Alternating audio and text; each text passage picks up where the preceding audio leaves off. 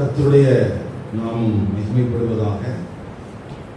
இந்த நாளிலேயும் நாம் தியானிக்க போகிற கர்த்தருடைய வார்த்தை அப்போஸ்தலர் 7ஆம் அதிகாரம் 37ஆம் வசனத்திலிருந்து 43ஆம் வசனம் வரைக்கும் இருக்கிற வேத பகுதிக்குள்ளாக நியாயப்பிரமாணத்திற்கு கீழ்ப்படியாத இஸ்ரவேலர்கள் என்கிற தலைப்பிலே நாம் கர்த்தருடைய வார்த்தைகளை தியானிக்க போகிறோம். ஒருவேளை இந்த வார்த்தைகளை தொடர்ச்சியாக கேட்கிற போது இப்படி எல்லாருமே எல்லா காலகட்டங்களிலும் நிராகரித்தார்கள் என்றால் ஆண்டவர் என்ன சொல்ல வருகிறார் என்கிற பெரிய கேள்வி நமக்குள்ளே எழும்புவதற்கு வாய்ப்பு இருக்கிறது. எல்லா காலகட்டங்களிலும் இஸ்ரவேலர்கள் தேவனை நிராகரித்தார்கள் அல்லது தேவனுடைய ஸ்தானாதிபதிகளை நிராகரித்தார்கள் என்றால் அவர்கள் யாரைத்தான் ஏற்றுக்கொண்டார்கள் அல்லது இந்த சரித்திரம் நமக்கு எதை கற்றுத் தருகிறது என்கிற கேள்வி எழும்பலாம். இந்த 7ஆம் அதிகாரத்தில் ஆண்டவர் என்ன சொல்ல வருகிறார் என்றால், மனிதன் எப்பொழுதுமே தேவனுக்கு எதிர்த்து செயல்படுகிறவன் என்றும் தேவன் உண்மையுள்ளவர் என்றும் இந்த வேத பகுதி நமக்கு கற்றுத் தருகிறது. எல்லா காலங்களிலும் மனிதன் எப்படிதான் இருக்கிறான்? ரிபலியஸா தான் இருக்கிறான். ஆனா ஆண்டவர் எப்படி இருக்கிறாரு? அவர் உண்மையுள்ளவராக இருக்கிறார். அவர் ஆபிரகாமோடு செய்து கொண்ட அந்த வாக்குத்தத்தங்களுக்கு, உடன்படிக்கைகளுக்கு ஆணையிட்டுக் கொண்டதற்கு அவர் உண்மையுள்ளவராகவே இருக்கிறார். ஆகவே தான் பின்னாட்களில் அப்போஸ்தலனாகிய பவுல் தீமோத்தேயுக்கு எழுதும் போது, நாம் உண்மை உள்ளவர்களாக இருந்தாலும் இல்லாமல் போனாலும் அவர் எப்படியே இருக்கிறாரு? உண்மையுள்ளவராகவே இருக்கிறார். அப்படியானால் இந்த நாட்களிலே நாம் தியானித்துக் கொண்டு வருகிற இந்த செய்தியினுடைய தொடர்ச்சியாக சனகரிப் சங்கத்துக்கு முன்பதாக நியாயம் விசாரிக்கப்படுகிற போது அவன் மேல் வைக்கப்பட்ட குற்றச்சாட்டுக்கு பதிலளிக்கும் வண்ணமாகத்தான் அவன் இந்த வாதங்களை தன் பட்சத்திலிருந்து எடுத்து வைக்கிறான். அந்த அடிப்படையிலே அவன் மேலே பிரதானமான வைக்கப்பட்ட 2 குற்றச்சாட்டு என்னென்றால், தேவனுடைய நியாயப்பிரமாணத்துக்கு விரோதமாகவும் தேவனுடைய ஆலயத்துக்கு விரோதமாகவும் இவனுடைய பேச்சு இருக்கிறது என்பதுதான் இந்த ஸ்தேவான் மேல் வைக்கப்பட்ட குற்றச்சாட்டு. என்னெல்லாம் குற்றச்சாட்டு? தேவனுடைய நியாயப்பிரமாணத்துக்கு விரோதமாகவும். அப்போ இந்த வேத பகுதிக்குள்ள நியாயப்பிரமாணத்தை உள்ளடக்கி இருக்கிறதுனால அவன் ஒரு ஆழமான அழுத்தமான விதத்திலே சில காரியங்களை பதிவு செய்கிறான். அதை புரிந்து கொள்வதற்கு கர்த்தருடைய ஆவியானவர் நமக்கு உதவி செய்வாராக. 35ஆம் வசனத்திலிருந்தே நாம் கொஞ்சம் கவனத்தில் எடுத்துக்கொண்டோமானால், அங்கே இந்த மோசேயை அறிமுகப்படுத்தும் போது அவன் சொல்லுகிற சில வார்த்தைகளை கவனிக்க வேண்டும். உன்னை அதிகாரியாகவும் நியாயாதிபதியாகவும் ஏற்படுத்தினவன் யார் என்று சொல்லி, யார் மோசேயை நிராகரித்தார்களோ, மறுதலித்திருந்தார்களோ, அந்த மோசேயை தானே தேவன் தலைவனாகவும் மீட்பனாகவும் ஏற்படுத்தினார். இந்த மோசே அப்படின்னு சொல்லும்போது கொஞ்சம் அழுத்தமாவே அவர் சொல்றார். திஸ் இஸ் மோசஸ் அப்படின்னு சொல்லும்போது இந்த மோசேயை தானே. எந்த மோசேயை? ஏற்கனவே 40 வருடத்துக்கு முன்பதாக பார்வோனுடைய குமாரத்தின் மகன் என்று அழைக்கப்படுகிற இடத்தில் இருந்து கொண்டே அவன் நியாயம் செய்த போது மறுதலித்த மோசேயை தானே ஆண்டவர் பின் நாட்களிலே அவனுக்கு தரிசனமாகி முற்பிதாக்களின் தேவன் அவனையே தலைவனாக்கினார் என்று அழுத்தமாக சொல்கிறான்.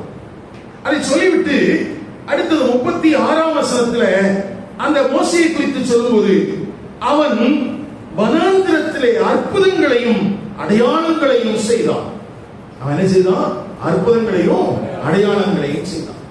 வேதாகமத்திலே அற்புதங்களும் அடையாளங்களும் செய்யப்பட்ட காலங்களை குறித்து பார்க்கும் போது அந்த காலத்திலே வாழ்ந்த ஜனங்கள் தேவன் யார் என்பதை அறியாமல் இருந்தார்கள்.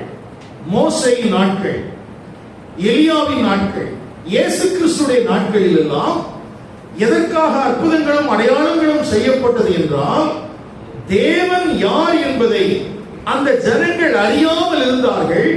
ஆகவே தேவன் யார் என்பதை விளங்கப்படுகிற விதத்திலே தேவன் தம்முடைய பரிசுத்தவான்களை கொண்டு அற்புதங்களையும் அடையாளங்களையும் செய்தார். எலியாவுடைய நாட்களிலே ஏன் அற்புதங்களும் அடையாளங்களும்? அன்றைக்கு பாகாலையும் அஸ்தரோத்தையும் வணங்கி கொண்டிருந்தார்கள். இங்கே இஸ்ரவேல் ஜனங்கள் எகிப்தின் தேவர்களை அவர்களுடைய மனதிலே கொண்டிருந்தார்கள். ஆகவே அது அல்ல, தேவனே யெகோவா தேவனே தேவன் என்பதை விளங்கப்படுவதற்காகவே ஆண்டவர் அற்புதங்களையும் அடையாளங்களையும் செய்தார். அப்போ அந்த அற்புதங்களை செய்தார். அடுத்த 37ஆம் வசனத்துல, உங்கள் தேவனாகிய கர்த்தர் உங்கள் சகோதரரிலிருந்து என்னை போல் ஒரு தீர்க்கதரிசியை உங்களுக்காக எழும்ப பண்ணுவார், அவருக்கு செவி கொடுப்பீர்களாக என்று சொன்னவன் இந்த மோசேயே. எந்த மோசே? நீங்கள் நிராகரித்த மோசே, நீங்கள் மறுதலித்த மோசே. அப்ப இந்த மோசே சொல்லும் போதெல்லாம் அவனுக்குள்ள நான் நினைக்கிற ஒரு வைராக்கியம் இருந்திருக்கு. ஐயா, இன்றைக்கு மோசையை குறித்தும் மோசையினால் அருளப்பட்ட நியாயப்பிரமாணத்தை குறித்தும் நீங்கள் மிகுந்த வைராக்கியம் உள்ளவர்களாக காண்பித்துக் கொள்கிறீர்கள். ஆனால் இந்த மோசையை உங்கள் முற்பிதாக்கள் மறுதலித்தார்கள். அதுதான் அவங்க மேல வைக்கப்படுகிற பிரதானமான குற்றச்சாட்டு. அப்படி சொல்லிட்டு தான் 38ஆம் வசனத்துல இன்றைக்கு நாம தியானிக்கக்கூடிய பகுதியில, சீனாய் மலையிலே தன்னோடு பேசின தூதனோடும் நம்முடைய பிதாக்களோடும் கூட வனாந்திரத்திலே சபைக்குள் இருந்தவனும் நமக்கு கொடுக்கும்படி ஜீவ வாக்கியங்களை பெற்றவனும் இவனே, இந்த மோசேயே. ஐயா, இன்றைக்கு நியாயப்பிரமாணத்தை நீங்கள் உயர்த்தி பிடிப்பது போல இருக்கிறீர்கள். ஆனால் அந்த நியாயப்பிரமாணத்தை சீனாய் மலையிலே பெற்றவன் உங்கள் முற்பிதாக்களால் மறுதலிக்கப்பட்ட மோசே. எந்த மோசே? யார் மூலமா இந்த நியாயப்பிரமாணம் வந்துச்சு? அந்த மோசே யாரு? உங்களுடைய முற்பிதாக்கள் ஒரு நாள் அவனை என்ன செஞ்சாங்க? மறுதலிச்சாங்க, அவனை நிராகரிச்சாங்க. அவனை நிராகரிச்சது மாத்திரமல்ல, அவன் அற்புதங்களையும் அடையாளங்களையும் செய்து, அவன் தீர்க்க தரிசனம் உரைத்து, அவன் என்னவெல்லாம் வேலைகளை செய்தானோ அந்த வேலைகளை எல்லாம் நிராகரித்தவர்கள் நீங்கள் என்கிற குற்றச்சாட்டு நேரடியாக அந்த சனகரிப் சங்கத்திலே ஸ்தேவான் மூலமாக வைக்கப்படுகிறது. எனக்கு அருமையான கர்த்தருடைய பிள்ளைகளே, இங்கே அவங்களுக்குள்ள ஒரு பெருமை, நாங்களாம் நியாயப்பிரமாணத்தை பெற்றவர்கள் என்று. ஆனா இவன் பொட்டில அடிச்ச மாதிரி சொல்றான், அந்த நியாயப்பிரமாணத்தை கடைபிடிக்கிறவங்க மாதிரி இவங்களை காட்டிக்கிறீங்க. ஆனா அந்த நியாயப்பிரமாணத்தை பெற்றுக் கொடுத்த மோசையை கூட உங்க ஆட்கள் என்ன பண்ணல? ஏற்றுக்கொள்ளல. சரி, இப்போ இந்த வேத பகுதிக்குள்ள நம்ம கவனிக்க வேண்டிய இன்னொரு காரியம் என்ன இருக்குன்னா, வனாந்திரத்திலே சபைக்குள் இருந்தவன் எழுதியிருக்கு. அப்போ சிலர் என்ன நினைக்கிறாங்கன்னா, இதுக்கும் பயன்படுத்தப்பட்டிருக்கிற அந்த சபைங்கிற வார்த்தைக்கு பயன்படுத்தப்பட்டிருக்கிற கிரேக்க பதம் எக்லீசியா என்பதனால சபை அப்படின்னு சொன்ன உடனே அப்போ எங்கிருந்து ஆரம்பிச்சதுங்கிற ஒரு பெரிய கேள்வி எல்லாருக்குள்ளே வந்தது. நல்ல கவனிங்க, சபை ஆரம்பித்த இடமாக சிலர் ஏதேன் தோட்டத்தை சொல்கிறார்கள், சிலர் நோவாவுடைய பேழையை சொல்கிறார்கள், சிலர் மீட்கப்பட்ட இஸ்ரவேலை சொல்கிறார்கள். இப்படி சபை உருவான இடத்தை குறித்து பலவிதமான உபதேசங்கள் இருக்கிறது. ஆனால் வேதாகமத்தின் அடிப்படையிலே சபை என்று சொல்லும்போது இயேசு கிறிஸ்து மரித்து அடக்கம் பண்ணப்பட்டு வேத வாக்கியங்களின்படி உயிர்த்தெழுந்து பரத்துக்கு எடுத்துக் கொள்ளப்பட்டு அவரால் பொழிந்தருளப்பட்ட பரிசுத்த ஆவியினாலே உருவாக்கப்பட்ட ஒன்றைத்தான் வேதாகமம் சபை என்று சொல்கிறது. சபை என்றால் என்ன அப்படின்னு சொல்லும்போது என்னதான் இருக்கணும்? இயேசு கிறிஸ்துவினுடைய மரணம், அடக்கம், உயிர்த்தெழுதல், பரத்துக்கு எடுத்துக் கொள்ளப்படுதல், பரிசுத்த ஆவியானவருடைய பொழிந்தருளப்படுதல், இவைகளினால் உரு பெற்றதுதான் என்னது? சபை. அந்த அடிப்படையில அப்போஸ்தலர் 2ஆம் அதிகாரத்துல தான் சபை என்ன செய்தது? உரு பெற்றது. அப்ப இங்க சபைன்னு சொல்லி இருக்குது அப்படின்னு கேட்டா, இதை எகிப்திலிருந்து அழைக்கப்பட்டவர்கள் என்று சொல்வதற்காக பயன்படுத்தப்பட்ட வார்த்தை. எக்லீசியான அர்த்தம் வெளியே அழைக்கப்பட்ட கூட்டம். அப்ப இவர்கள் எகிப்தில் இருந்தார்கள், எகிப்திலிருந்து வெளியே அழைக்கப்பட்டவர்கள், இவர்கள் மேலும் தேவனுடைய நோக்கம் வைக்கப்பட்டிருந்தது என்கிற அடிப்படையிலேயே இங்கே ஸ்தேவான் இந்த சபை என்கிற பதத்தை இந்த இடத்திலே பயன்படுத்தி இருக்கிறானே அல்லாமல் இஸ்ரவேலை சபையாக சொல்லவில்லை. இஸ்ரவேல் என்பது இஸ்ரவேல் தான், சபை என்பது சபைதான். இஸ்ரவேலுக்கு மாற்றாக ஆண்டவர் சபையை வைக்கவில்லை. இஸ்ரவேலுக்கு இன்று ஒரு மீட்டு திருப்பலின் காலம் இருக்கிறது. இப்ப இஸ்ரவேலுக்கு இன்று ஒரு மாற்றாக ஆண்டவர் சபையை எடுத்து விட்டார் என்றால் இஸ்ரவேலுக்கான மீட்டு திருப்புதலின் காலத்தின் அவசியம் என்ன செய்யாது, இருக்காது. அப்படின்னா அந்த உலகத்துல சபை எடுத்துக்கொள்ளப்பட்ட பிறகு 7 வருடம் உபத்திரவ காலம் என்று சொல்கிறோமே, அந்த உபத்திரவ காலம் இஸ்ரவேல் ஜனங்களுக்கான மீட்டு திருப்புதலின் காலம். அது யாருக்கான காலம்? இஸ்ரவேலுக்கான காலம். அப்படின்னா என்ன அர்த்தம்? இஸ்ரவேல் இன்னும் தனியாக இருக்கிறது என்றுதான் அர்த்தம். இஸ்ரவேலுக்குள்ள புறவினத்தார் இல்ல, சபைக்குள்ள இஸ்ரவேலர்கள் இருக்கிறாங்க. தயவு செய்து இந்த ரெண்டையும் குழப்பிக் கொள்ள வேண்டாம். இங்கே சபை என்று சொல்லும் போது அது எதைத்தான் குறிக்கிறது? இயேசு கிறிஸ்துவின் இரத்தத்தினால் மீட்கப்பட்ட இந்த உலகத்திற்கு உப்பாகவும் வெளிச்சமாகவும் வைக்கப்பட்டிருக்கிற உங்களையும் என்னையும் குறித்தே வேதம் சபை என்று சொல்கிறது. இங்கே இஸ்ரவேலை குறித்து சொல்லும் போது அவர்கள் எங்கிருந்து அழைக்கப்பட்டாங்க? எகிப்திலிருந்து அழைக்கப்பட்டார்கள். ஒரு குறிப்பிட்ட தேசத்திலே அவர்கள் மற்றவர்களுக்கு சாட்சியாக வைக்கப்பட்டார்கள். கவனிங்கள்.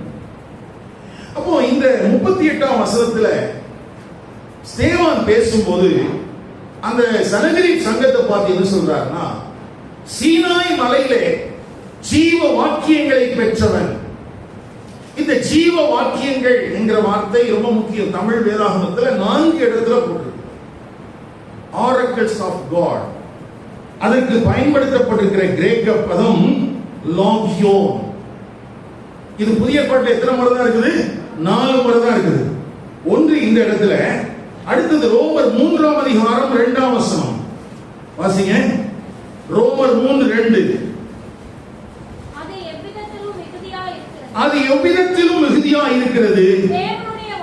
தேவனுடைய வாக்கியங்கள் அவர்களிடத்தில் ஒப்புவிக்கப்பட்டது விசேஷித்த மேன்மையாமே. இஸ்ரவேல் ஜனங்களை குறித்து தான் இங்கேயும் எழுதப்பட்டிருக்கிறது. எபிரேயர்கள் நிருபம் 5ஆம் அதிகாரம் 12ஆம் வசனம். எபிரேயர் 5:12.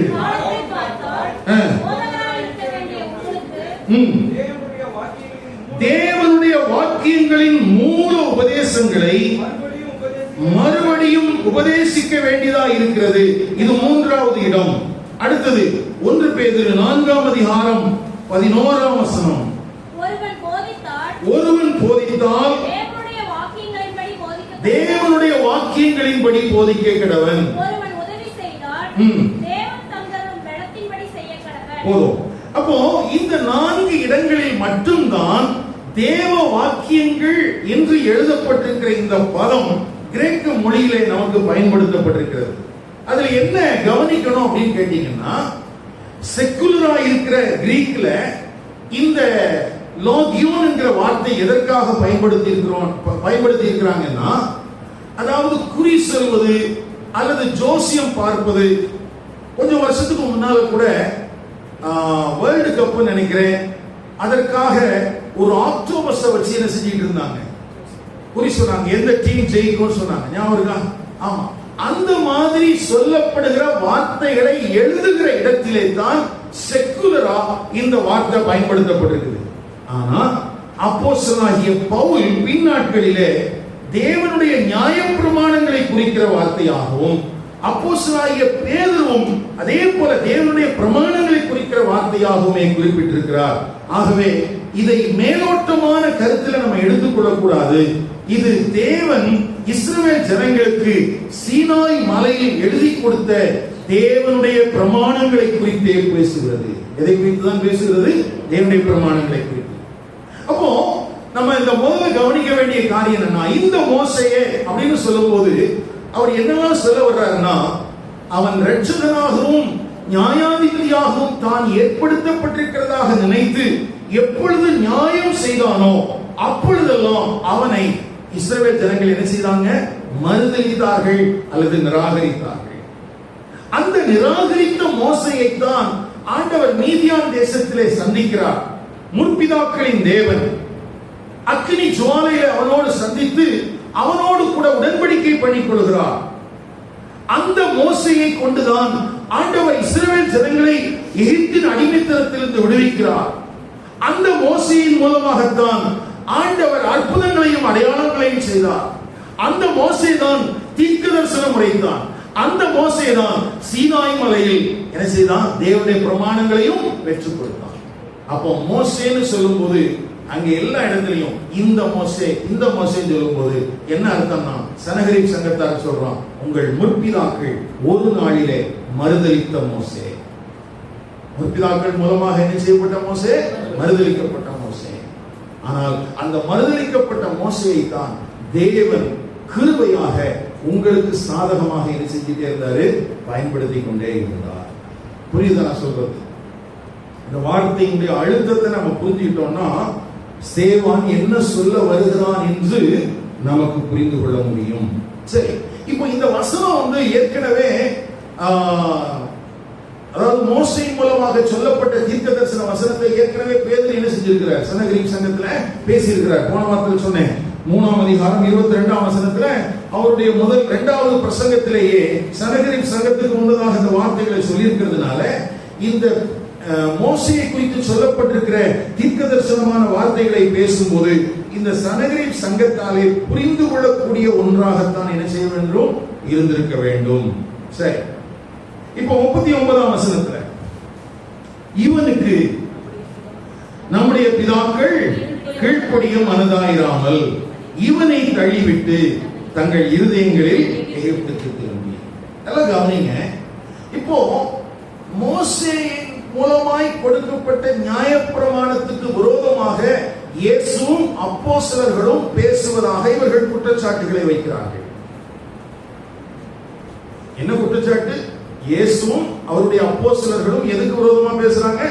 நியாயப்பிரமாணத்துக்கு விரோதமா. அப்போ இவங்களுடைய வாதம் என்னன்னா, ஐயா நியாயப்பிரமாணத்துக்கு நீங்க எப்ப கீழ்ப்படுத்தி நடந்தீங்க? எல்லா காலத்திலுமே நீங்க நியாயப்பிரமாணத்துக்கு எப்படிதான் நடந்திருக்கிறீங்க? எதிராக தான் நடந்திருக்கிறீங்க. அப்ப நியாயப்பிரமாணத்துக்கு எதிராக நடக்கிற நீங்கள் இன்றைக்கு உங்களை பக்தி உள்ளவர்களைப் போல காண்பித்துக் கொள்வதற்காக அல்லது எங்களை குற்றம் சாட்ட வேண்டும் என்பதற்காக நீங்கள் இப்படிப்பட்ட ஒரு வாதத்தை செஞ்சுட்டு இருக்கிறீங்க, வச்சிட்டு இருக்கிறீங்க அப்படிங்கிறது தான் ஸ்தேவானுடைய ஒரு குற்றச்சாட்டு. நெகேமியா புத்தகத்துல 9ஆம் அதிகாரம் 16-17 வசனங்களிலே வாசிக்கும் போது நெகேமியா இந்த முற்பிதாக்களை குறித்து என்ன சொல்லி இருக்கிறார் என்கிற வசனத்தை நம்ம பார்க்க முடியும்.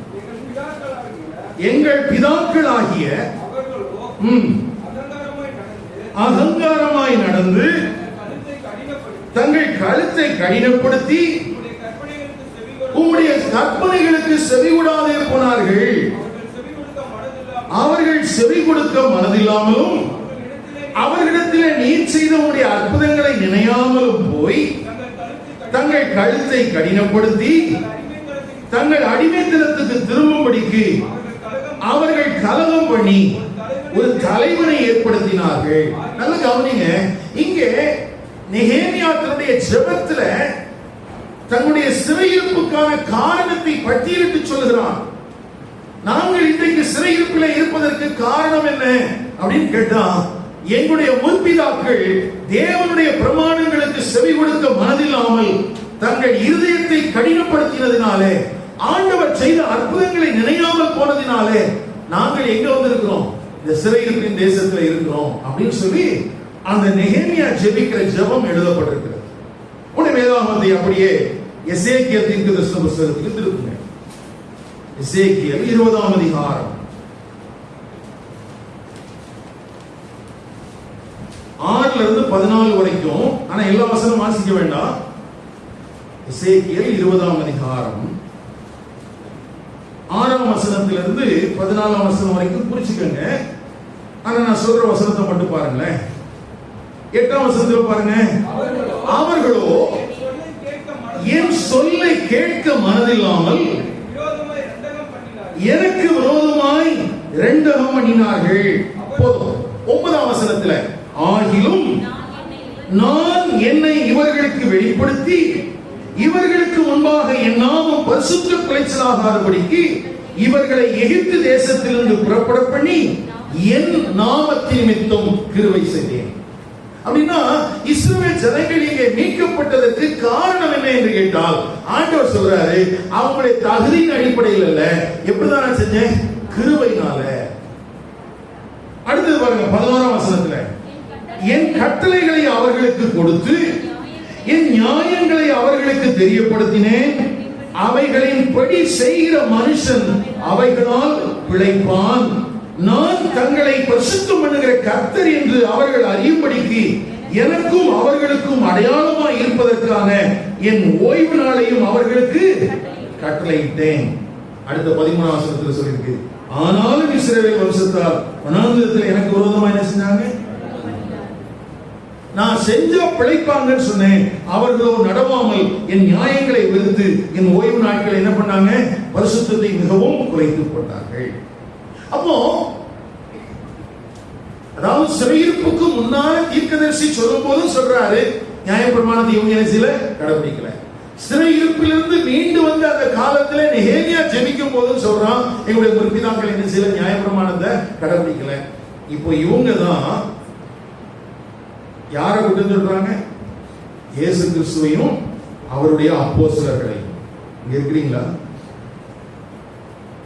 அப்போ மோசேயின் மூலமாக கொடுக்கப்பட்ட நியாயப்பிரமாணத்தை உயர்த்தி பிடிக்கிறவர்கள் போல இந்த சனகரிப் சங்கத்தார் காணப்பட்டாலும் எல்லா காலத்திலேயும் இவருடைய முற்பிதாக்கள் எப்படிதான் இருந்திருக்கிறாங்க.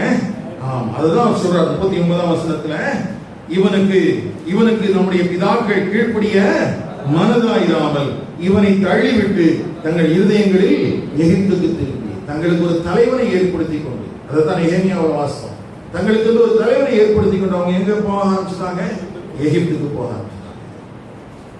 அடுத்தது 40ஆம் வசனத்துல, ஆரோனை நோக்கி எகிப்து தேசத்திலிருந்து எங்களை அழைத்துக் கொண்டு வந்த அந்த மோசேக்கு என்ன சம்பவித்ததோ அறியோம், ஆகையால் எங்களுக்கு முன் செல்லும் தெய்வங்களை எங்களுக்கு உண்டு பண்ணும் என்று சொல்லி. நல்ல கவனிங்க, எதுக்காக நான் ஒவ்வொரு வசனமா சொல்றேன்னா, சில காரியங்களை நம்ம கொஞ்சம் கூர்மையா கவனிக்க வேண்டியது. அவங்க என்ன சொல்றாங்க, முன் செல்லும் தெய்வங்களை உண்டாக்கும். என்ன உண்டாக்குங்க, பெலிஸ்தியா பாலஸ்தீன் என்று சொல்லப்படுகிற அந்த நிலப்பரப்புல, அதாவது சீனாய் மலையில கன்றுக்குட்டி இருந்தது இல்லையா, அந்த காலகட்டத்திற்கும் முந்தைய காலகட்டத்திலேயே அஸ்கலோன் என்கிற பகுதியில கன்றுக்குட்டி வணக்கம் இருந்ததாக சமீபத்தில் ஆராய்ச்சியாளர்கள் கண்டுபிடிச்சிருக்கிறாங்க. எங்க, பெலிஸ்தியாவில் அஸ்கலோன் என்கிற பகுதியில எதுக்கு முன்னாலேயே யாத்ராகமம் 32ஆம் அதிகாரத்துல இஸ்ரவேல் ஜனங்கள் அங்க கன்றுக்குட்டி வணக்கத்தை செய்வதற்கு முன்பதாகவே அந்த பெலிஸ்தியர்கள் என்ன பண்ணிருக்காங்களா, கன்றுக்குட்டி வணக்கத்தை செஞ்சிருக்கிறாங்க, அங்க சிலைகள் கிடைச்சிருக்குது அப்படின்னு சொல்றாங்க. அப்போ இவங்களுக்குள்ள ஆண்டவருடைய பிரமாணங்கள் கொடுக்கப்பட்டிருக்கிறது, ஆண்டவர் அற்புதங்களையும் அடையாளங்களையும் மோசேயின் மூலமாக செய்திருக்கிறார். இது எல்லாம் நடந்திருந்தாலும் கூட இவருடைய மனம் தேவன் பட்சமாக என்ன செய்யவே இல்லை, திரும்பவே இல்லை. நான் சொல்லும்போது சொன்னேன், அற்புதங்களும் அடையாளங்களும் நடக்குது அப்படின்னு சொன்னாலே அந்த காலகட்டத்தில் வாழ்ந்த ஜனங்களுக்கு என்ன தெரியலன்னு இருக்கும், ஜீவனுள்ள தேவன் யார் என்று தெரியவில்லை. அப்ப தேவன் யார் என்று இவர்கள் அறிந்து கொள்ளத்தக்கதாகத்தான் ஆண்டவர் அற்புதங்களையும் அடையாளங்களையும் செய்தார். ஆனால் இவர்களோ இன்னமும் தேவனை அறியாமல் எங்களுக்கு முன் செல்லும் தெய்வத்தை உண்டாக்கும் என்று சொல்லி யாரிடத்திலே கொண்டுட்டாங்க, தேவனுடைய ஆசாரியனாக ஏற்படுத்தப்பட்ட ஒரு ஆரோனிடத்திலேயே கன்றுக்குட்டியை உண்டாக்குவதற்காக சொல்றாங்க. இந்த கன்றுக்குட்டியை உண்டாக்குறதுனால என்னையா நடந்துச்சு, ஏன் இதை சொல்றார் அப்படின்னு கேட்டீங்கன்னா, இந்த கன்றுக்குட்டி வணக்கத்தின் மூலமாக ஆண்டவர் கொடுத்திருந்த அந்த 10 கட்டளையில 3 கட்டளையை மீறிட்டாங்க. எத்தனை கட்டளையை மீறியாச்சு? 3 கட்டளை. அப்போ இவங்கிட்ட என்ன பதில் சொல்ல வரலாம் அப்படின்னா, எப்பா சனகரிப் சங்கத்தாரே, நீங்கள் நியாயப்பிரமாணத்தை கடைபிடிக்கிறவர்களை போல காண்பிக்கிறீர்களே, ஆனால் உங்கள் முற்பிதாக்கள் கன்றுக்குட்டி வணக்கத்தை செய்த போது நியாயப்பிரமாணத்தினுடைய 3 பிரதான கட்டளைகளை என்ன செஞ்சிட்டாங்க, மீறிட்டாங்க. அந்த சொல்ற குற்றச்சாட்டெல்லாம் இந்த பேஸ்ல தான் நம்ம பார்க்கணும். ஓகேவா? எதுல? ஆமா, நியாயப்பிரமாணத்தை உங்க முற்பிதாக்கள் என்ன செஞ்சாங்க, மீறினாங்க. 3 காரியத்தை மீறிட்டாங்க. 41ஆம் வசனத்துல பாத்தீங்கன்னா அத குறிச்சு என்ன எழுதியிருக்குது அப்படின்னா, அந்த விக்கிரகத்திற்கு பலியிட்டு தங்கள் கைகளின் கிரியையில் களி கூர்ந்தார்கள். இது ரொம்ப முக்கியமானது பாருங்க. ஐயா, விக்கிரகத்தை அவன் செய்து வழிபட்டதை மாத்திரமல்ல, அதை அவன் எப்படி இருந்தானா, சந்தோஷமா செய்தான். இந்த சந்தோஷமா செய்வதை குறிச்சு கவனமா இருக்கும். பாவத்தில் களி கூறாதீர்கள். எதுல களி கூறாதீர்கள்? பாவத்தில் களி கூறாதீர்கள். இந்த பாவத்தில் களி கூறுவதனால என்ன ஆகும் அப்படின்னு கேட்டா, நம்ம எல்லாருக்கும் தெரியும். இதே மோசேயை குறித்து எபிரேயர்ல நம்ம இப்படி வாசிக்கிறோம். எபிரேயர் 11ஆம் அதிகாரம் 25ஆம் வசனத்துல, அநித்தியமான பாவ சந்தோஷங்களை அனுபவிப்பதை பார்க்கிலும் தேவனுடைய ஜனங்களோடு துன்பத்தை அனுபவிப்பதை தெரிந்து கொண்டு. யோசிச்சு பாருங்க, தங்களை நடத்தி கொண்டு வருகிற ஒரு ஆவிக்குரிய தலைவன், அவருடைய முற்பிதாக்களின் தேவன் தரிசனமாகி பிரமாணங்களை கொடுத்து நடத்தி கொண்டு வருகிற வழியில இவங்களுக்கு எது ரொம்ப சந்தோஷத்தை கொடுக்குது? பாவம். ஆனா தங்களுடைய ஆவிக்குரிய தலைவன் யாரு? பாவத்தின் சந்தோஷத்தை காட்டிலும் தேவ ஜனங்களோடு உபத்திரவத்தை அனுபவிப்பது என்கிற காரியத்தை அவன் என்ன செய்யறானா? தெரிந்து கொள்றானா? அப்போ ஒரு தலைவன் இருக்கிறான், அந்த தலைவனுக்கு கீழே இருக்கிற ஜனங்கள் இருக்கிறாங்க. தலைவன் கிட்ட என்னது பெஸ்டா இருக்குதோ அந்த பெஸ்ட கூட யார்கிட்ட பார்க்க முடியல? இவங்கிட்ட பார்க்க முடியல. இவர்கள் கன்றுக்குட்டிக்கு பலியிட்டது மாத்திரமல்ல, அதிலே களி கூர்ந்தார்கள் என்று எழுதப்பட்டிருக்கிறது. ஐயா, இந்த பாவத்தை நீ சந்தோஷத்தோடு நீ களி கூர்ந்து செய்கிறாய் அல்லவா, அதுதான் உன் வாழ்விலே உன் இருதயத்தை கடினப்படுத்துவதற்கான காரணம். நான் தவறு செய்து விட்டேன், நான் நினைக்கவில்லை என்று யாராகிலும் சொல்வார்களானால் அது ஒரு நியாயமானது. அப்போஸ்தலனாகிய பவுல் ரோமர் 7ஆம் அதிகாரத்தில் சொல்லும்போது, நான் விரும்புகிறதை செய்யாமல் நான் விரும்பாததை செய்கிறேன். அங்கே என்ன இல்லை? களி கூறுதல் இல்லை. நான் தடுமாறிட்டேன், விழுந்துட்டேன். ஆனா இங்க அப்படி இல்லை. அவர்கள் சந்தோஷப்பட்டு என்ன செஞ்சாங்கன்னா களி கூர்ந்தாங்களா. அப்போ அவங்களுக்கு இதுல இன்வால்வ்மென்ட் இருக்குது. இந்த காலை நேரத்திலே இந்த வார்த்தைகளை கேட்கிற தேவனுடைய சபையின் மக்களே, தேவனுக்கு முன்பதாக நீதிமானாக்கப்பட்டிருக்கிற உங்களுடைய வாழ்க்கையிலே தொடர்ந்து பரிசுத்தமாக்கப்பட வேண்டியது அவசியம். பரிசுத்த ஆவியானவர் தருகிற வாஞ்சைக்கும் வேத வசனம் காண்பிக்கிற வெளிச்சத்துக்கும் ஏற்றாற் போல நீங்கள் பரிசுத்தமாகிக் கொண்டே இருக்க வேண்டும். அப்படி பரிசுத்தம் ஆவதற்கு தடையாக பாவத்தின் மனுஷனிலே உங்களுக்குள்ளே தடுமாற்றங்கள் வருமானால் தேவனுடைய உதவியை கேளுங்கள். ஆண்டவரே, நான் பரிசுத்தமா வாழணும் தான் நினைக்கிறேன், உங்களுக்கு பிரியமா தான் வாழணும்னு நினைக்கிறேன், ஆனா என் வாழ்க்கையில தடுமாறுறேன், எனக்கு நீங்க உதவி செய்யுங்க அப்படின்னு கேட்டா உனக்கு உதவி செய்வதற்கும் அந்த பாவத்திலிருந்து உன்னை மன்னித்து விடுதலையாக்கி உன்னை தூக்கி எடுப்பதற்கும் அவர் உண்மையுள்ளவராக இருக்கிறார். ஆனா அதே நேரத்துல இல்ல, அந்த பாவம் உனக்கு ரொம்ப சந்தோஷத்தை கொடுக்குது அப்படின்னு சொல்லி நீ அதிலேயே விழுந்து கிடந்தன்னா அது உன்னை பாழ்படுத்திடும். அது உன்னை அடுத்த கட்ட நிகழ்வுக்கு நேராக கொண்டு போயிடும். அது ஆபத்தானது. ஏன்னா இந்த இடத்துல ஸ்தேவான் கடந்த அதாவது அவங்களுடைய பழைய பாவ வாழ்க்கையை மாத்திரம் சொல்லல, நிகழ்கால பாவத்தினுடைய விளைவுகளையும் கூறி எச்சரிக்கிறான். இது ஒரு தீர்க்க தரிசனமான வார்த்தை என்றே கருதுகிறேன். ஏனென்றால் அந்த தங்கள் கையின் கிரியைகளில் அவங்க நினைச்சிட்டாங்களா, களி கூர்ந்தாங்களா. அப்படி களி கூர்ந்து அவர்களை குறித்து அப்பொழுது தேவன் அவர்களை விட்டு விலகி, ஐயா கவனிங்கள், தடுமாற்றத்தினாலே ஒரு மனிதனுக்குள்ளே வருகிற பாவ செயல்களை குறித்து வேதம் இப்படி சொல்லவில்லை. ஆனால் நீ செய்கிற பாவத்தின் நீ களி கூறும் போது அது தொடர்ச்சியான விளைவுகளுக்கு நேராக உன்னை கொண்டு போகிறது. தேவன் அவர்களை விட்டு என்ன செஞ்சிட்டாரா, விலகிட்டாரா. அப்போ யாத்திராகமம் 32ஆம் அதிகாரத்தை குறித்து இங்கே சேவான் பேசுகிறான் என்றால் அந்த நாட்களிலே தேவன் அவர்களை விட்டு என்ன செய்து விட்டாராம், விலகி விட்டாராம். அதுக்கு பிறகு அவங்க யாருக்கு ஆராதனை செய்வதற்கு ஒப்பு கொடுத்தார்? வான சேதனைக்கு ஆராதனை செய்ய ஒப்பு கொடுத்தார். ஆனா அவங்க வனாந்திரத்துல எல்லாம் ஆராதனை பண்ணாங்க. பகுதி. தாங்கள் கழிகூர்ந்து பாவம் செய்த ஒன்று நிமித்தம் தேவன் அவர்களை விட்டு விலகி அவர்களை தேவன் வான சேனைக்கு ஆராதனை செய்வதற்கு என்ன செஞ்சாரா? ஒப்பு கொடுத்தாராம். ஆனா நீங்க நல்லா கவனிச்சு பாத்தீங்கன்னா அவங்க எங்கேயுமே அதுக்கு பிறகு நேரடியாக விக்கிரக ஆராதனையில் ஈடுபட்டது போக நமக்கு எங்கேயுமே இல்லை. ஆனா தீர்க்கதரிசியை கொண்டு ஆண்டவர் தீர்க்க தரிசனம் உரைக்கும் போதுதான் இந்த காரியங்களுக்கு ஆண்டவர் ஒரு விளக்கத்தை கொடுக்கிறார். ஆனா அதுக்கு முன்னால நம்ம கவனிக்க வேண்டிய இன்னொரு பகுதி இருக்குது. அவங்களை ஒப்பு கொடுத்தாருன்னு இருக்குதா? எத்தனை வசனத்துல? 42ஆம் வசனத்துல வான சேனைக்கு ஆராதனை செய்ய ஒப்பு கொடுத்தார். இந்த ஒப்பு கொடுத்தார் அப்படிங்கிற வார்த்தைய நீங்க எங்க வாசிக்கலாம்னா ரோமர் 1ஆம் அதிகாரத்துல வாசிக்கலாம். ரோமர் 1ஆம் அதிகாரம் 24ஆம் வசனம். அவர்கள் தங்கள் இருதயத்தில் உள்ள இச்சையினாலே ஒருவரோடொருவர் தங்கள் சரீரங்களை அவமானப்படுத்தத்தக்கதாக தேவன் அவர்களை அசுத்தத்திற்கு ஒப்பு கொடுத்தார். தேவன் அவர்களை அசுத்தத்திற்கு ஒப்பு கொடுத்தார். இது யாரை குறித்து சொல்கிறது? புறவினத்தாரை குறித்து. யாரை குறித்து? புறவினத்தாரை குறித்து. இவர்களை ஏன் தேவன் ஒப்பு கொடுத்தார்?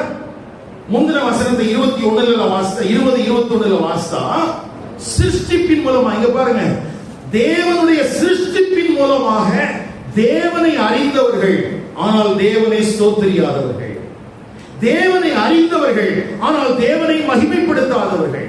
யார் மூலமா? சிருஷ்டிப்பின் மூலமாக. அதாவது இந்த வானத்தை பார்க்கும்போது, பூமியை பார்க்கும்போது, அவருடைய சிருஷ்டிப்பின் இந்த காட்சிகள் எல்லாம் பார்க்கும்போது தேவனை அறிந்தவர்களே தேவன் என்ன செய்யணுமா? துதிக்கணுமா? அப்படி துதிக்கலன்னா ஆண்டவர் அவர்களை எதுக்கு ஒப்பு கொடுத்துட்டாரா? நம்முடைய கடந்த காலம் இதுதான். நம்முடைய முற்பிதாக்களின் கடந்த காலம் இதுதான். அருமையானவர்களே கவனியுங்கள். நாம் சபைக்குள்ளே கொண்டு வரப்படுவதற்கு முன்பதாக நம்முடைய பழைய வாழ்க்கை, நம்முடைய பின்னணியம் இதுதான். அடுத்த 26ஆம் வசனம். இது நிமித்தம் தேவன் அவர்களை இழிவான இச்சை ரோகங்களுக்கு ஒப்பு கொடுத்தார். தேவன் அவர்களை இழிவான இச்சை ரோகங்களுக்கு ஒப்பு கொடுத்தார். 28ஆம் வசனம். தேவனை அறியும் அறிவை பற்றிக் கொண்டிருக்க அவர்களுக்கு மனதில்லாதிருந்தபடியால் தகாதவைகளை செய்யும்படி தேவன் அவர்களை கேடான சிந்தைக்கு ஒப்பு கொடுத்தார். ஐயா, விக்கிரக ஆராதனையிலிருந்து இம்மாரல் லைஃப்க்கு ஒப்பு கொடுக்கப்பட்டது என்பது ஒரு படிதான். ஒரு படிதான்.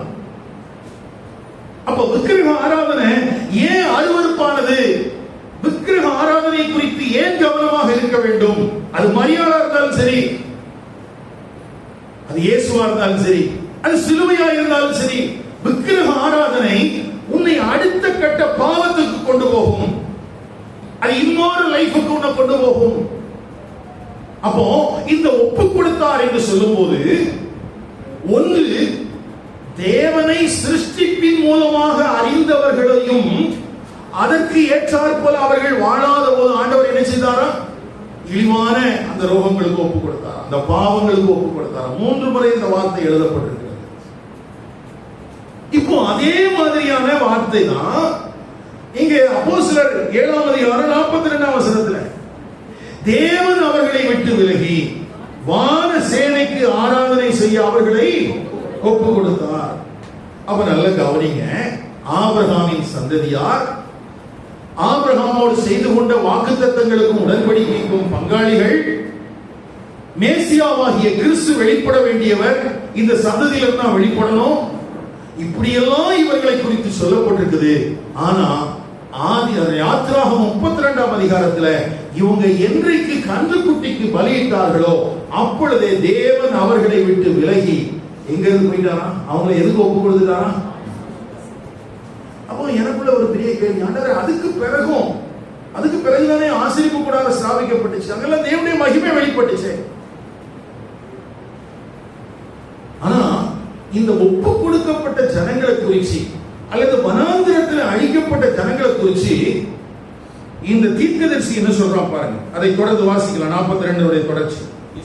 அதை குறித்து இஸ்ரவேல் வம்சத்தாரே, நீங்கள் வனாந்திரத்தில் இருந்த 40 வருஷம் வரையும் காணிக்கைகளையும் ஆண்டவர் கேட்கிறாரு, எனக்கு செலுத்தினீர்களோ? Question mark. அப்ப 40 வருஷமா இவங்க கர்த்தருக்கு செய்த ஆராதனை, கர்த்தருக்கு ஆராதனை பண்ணதெல்லாம் யாருக்கு போகல? பணிந்து கொள்ளும்படி நீங்கள் உண்டாக்கின சொற்பங்களாகிய மோலோக்கினுடைய கூடாரத்தையும் உங்கள் தேவனாகிய ரம்பான் என்னும் நட்சத்திர சொரூபத்தையும் சுமந்தீர்களே. ஆகையால் உங்களை பாபிலோனுக்கு அப்புறத்திலே குடி போக பண்ணுவேன் என்றும் தீர்க்கதரிசிகளின் புஸ்தகத்தில் எழுதியிருக்கிறதே. நல்ல கவனிங்க. இப்போ ஆண்டவர் என்ன சொல்ல வர்றாரு? நீங்கள் ஒரு காரியத்தை செஞ்சதுனால நான் உங்களை விட்டு விலகி உங்களை எதுக்கு ஒப்பு கொடுத்துட்டேன்?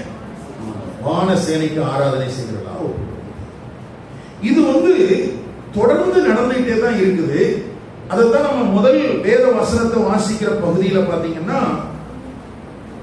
நியாயாதிபதிகளின் புஸ்தகம் 2ஆம் அதிகாரம், அங்கேயும் நம்ம அதே தான் வாசித்தோம்.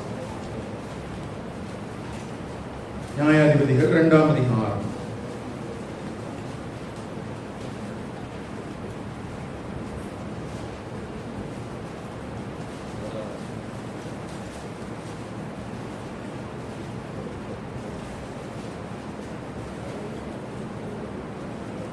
ரெண்டு வார்த்தை ரொம்ப முக்கியம் பாருங்க. 12ஆம் வசனத்திலிருந்து வாசிங்க. தங்கள் பிதாக்களை எகிப்து தேசத்திலிருந்து புறப்பட பண்ணின அவர்களுடைய தேவனாகிய கர்த்தரை விட்டு தங்களை சுற்றிலும் இருக்கிற ஜனங்களுடைய தேவர்களாகிய அந்நிய தேவர்களை பின்பற்றி போய் அவர்களை பணிந்து கொண்டு கர்த்தருக்கே கோபமூட்டினார்கள். அவர்கள் கர்த்தரை விட்டு பாகாலையும் அஸ்தரோத்தையும் சேவித்தார்கள். அப்பொழுது கர்த்தர் இஸ்ரவேலின் மேல் கோபம் மூண்டவராகி அவர்கள் அப்புறம் தங்கள் சத்துருக்களுக்கு முன்பாக நிற்க கூடாதபடி கொள்ளையிடுகிற கொள்ளைக்காரர் கையில் அவர்களை ஒப்பு கொடுத்து அவர்களை சுற்றிலும் இருக்கிற அவர்கள் பகைஞரின் கையிலே விற்று போட்டார். கர்த்தர் சொல்லியபடியும் கர்த்தர் அவர்களுக்கு ஆணையிட்டிருந்தபடியும் அவர்கள் புறப்பட்டு போகிற இடமெல்லாம் கர்த்தருடைய கை தீமைக்கென்றே அவர்களுக்கு விரோதமாய் இருந்தது. மிகவும் நெருக்கப்பட்டார்கள். கவனிங்க. எப்பொழுதெல்லாம் இஸ்ரவேல் ஜனங்கள் தேவனுடைய பிரமாணத்தை மீறி பாவம் செய்கிறவர்களா இருக்கிறார்களோ, அந்த பாவத்தில் அவர்கள் கழிவுறுகிறவர்களா இருக்கிறார்களோ, அப்பொழுதெல்லாம் தேவன் அவர்களை விட்டு விலகி அவர்களை சத்துருக்களின் கையிலே ஒப்பு கொடுத்திருக்கிறார். அல்லது விக்கிரக ஆராதனை செய்கிறவர்களாக அவர்களை என்ன செஞ்சிருக்கிறாரு? ஒப்பு கொடுத்திருக்கிறார். இதுல ரெண்டு வார்த்தை இருக்குது. ஒப்பு கொடுத்தார், விற்று போட்டார்னு. என்ன இருக்குது? விற்று போட்டார்னு. அப்போ இஸ்ரவேல் ஜனங்களுடைய வாழ்க்கையிலிருந்து நாம கற்றுக்கொள்ள வேண்டிய மிக முக்கியமான ஒரு பாடமாக இந்த வேத பகுதிக்குள்ள இருக்கிற காரியம் என்னன்னா, பாவ வாழ்க்கையிலிருந்து வெளியே வருவதற்கு மனம் இல்லாமல் அதை சந்தோஷத்தோடு அனுபவித்துக் கொண்டிருந்த அவர்களுடைய வாழ்க்கையில ஆண்டவர் அவர்களை என்ன செய்தாரா? ஒப்பு கொடுத்தாரா? அப்படி ஒப்பு கொடுத்ததின் விளைவாக வனாந்திரத்திலே அவர்கள் அலைந்து திரிந்த 40 ஆண்டு காலமும் அவர்கள் யாருக்கு தான் ஆராதனை செஞ்சாங்களா? ஆனா நமக்கு ஹிஸ்டரியை படிக்கும் போது அப்படி தெரியல. அப்போ ஸ்தேவான் என்ன பொய் சொல்றாரா? அபாண்டமான ஒரு குற்றச்சாட்டை வைக்கிறாரா அப்படின்னு பார்த்தா, ஆமோஸ் தீர்க்கதரிசி 5ஆம் அதிகாரத்துல மனம் திரும்புவதற்கான ஒரு அழைப்பை கொடுக்கிறார். நம்ம 2வது வாசித்த வேத பகுதி,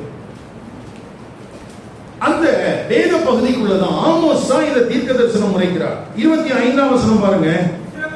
இஸ்ரவேல் வம்சத்தாரே, நீங்கள் வனாந்திரத்தில் இருந்த 40 வருஷம் வரையில் பலிகளையும் காணிக்கைகளையும் எனக்கு செலுத்தினீர்களோ? இங்க கொஸ்டின் மார்க்கோட இருக்கு பாருங்க. எனக்கு செலுத்தினீர்களோ? அப்ப சேவான் எங்கிருந்து மேற்கோள் காட்டுறாரு? தீர்க்க தரிசன புஸ்தகத்திலிருந்து. இப்ப நம்ம சின்ன தீர்க்கதரிசி பெரிய தீர்க்கதரிசி சொல்றோம் இல்லையா? அப்படி இல்லை. யூதர்கள் என்ன சொல்லுவாங்கன்னா, இந்த 12 சின்ன தீர்க்கதரிசிகளையும் சேர்த்து ஒரே தீர்க்க தரிசனம் தான், ப்ராஃபட்டிக்கல் புக். மற்றதெல்லாம் ஏசாயா, எரேமியாலாம் தனித்தனியா இருக்கும். இத சின்ன தீர்க்கதரிசிகளை தனியா சொல்றது இல்ல, அவங்க எப்படிதான் சொல்லுவாங்க? தீர்க்க தரிசன புஸ்தகம் சொல்லி. அதனாலதான் அந்த அப்போஸ்தலர் 7ஆம் அதிகாரம் 43ஆம் வசனத்துல பாத்தீங்கன்னா அந்த வார்த்தை அப்படிதான் இருக்கும். தீர்க்கதரிசிகளின் புஸ்தகத்தில் எழுதியிருக்கிறதே. அப்போ இந்த இடத்துல ஸ்தேவான் பேசுகிற வார்த்தை அவனாக பேசல, இந்த இஸ்ரவேலை குறித்து ஏற்கனவே தீர்க்க தரிசனம் உரைத்திருந்த அந்த வார்த்தையின் அடிப்படையில் தான் அவர் என்ன செய்றாரு, பேசுறாரு. அப்போ இஸ்ரவேல் ஜனங்கள் என்றைக்கு தேவனை ஆராதிப்பதை விட்டு அவர்கள் கன்றுக்குட்டியை பணிந்து கொண்டார்களோ அதுக்கு தொடர்ந்து, ஒருவேளை நமக்கு ஹிஸ்டரியில ஆண்டவர் முழுவதும் விலகின மாதிரி அங்க எழுதப்படல, என் சமூகம் உனக்கு முன்பதாக செல்லும் என்று ஆண்டவர் மோசேக்கு வாக்கு கொடுத்ததாக தான் நாம் வாசிக்கிறோம். ஆனா தீர்க்கதரிசிகள் எழுதும் மூலமா எழுதும் போது ஆண்டவர் அவர்களை விட்டு என்ன செஞ்சுட்டாரா, விலகிட்டாராம். அதுக்கு பிறகு அவங்க செய்த ஆராதனை எல்லாம் யாருக்கானது தானா? யோசிச்சு பாருங்களேன். இன்றைக்கு தேவனுடைய சபைக்குள்ளே ஒருவேளை கர்த்தர் நம்மை விட்டு விலகி நாம் செய்யக்கூடிய ஆராதனை வேற காரியங்களுக்காக இருக்குமானால் எவ்வளவு அபத்தமானதாக இருக்கும், எவ்வளவு ஆபத்து நிறைந்ததாக இருக்கும். ஒரு நாள் 2 நாள் இல்லைங்க, எத்தனை வருஷம்? 40 வருஷம் அவங்க செலுத்தின ஆராதனை காணிக்கைகள் பலிகள் எல்லாம் ரமோனுக்கு தான் செலுத்தினீங்க, இது தேவனுக்கு செலுத்தப்படலைங்கிற. அதனாலதான் அவங்க வனாந்திரத்தில் என்ன செய்யப்பட்டிருக்கிறாங்க, அழிக்கப்பட்டிருக்கிறாங்க. எனக்கு அருமையான கர்த்தருடைய பரிசுத்தவான்களே, இந்த தீர்க்க தரிசன வார்த்தைகளை தான் அங்கே ஸ்தேவான் பயன்படுத்துகிறான்.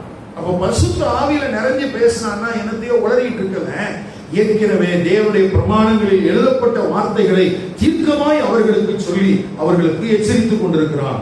அப்படி சொல்லும் போது 43ஆம் வசனத்துல இன்னொரு வார்த்தையை கவனிக்க வேண்டியிருக்குது.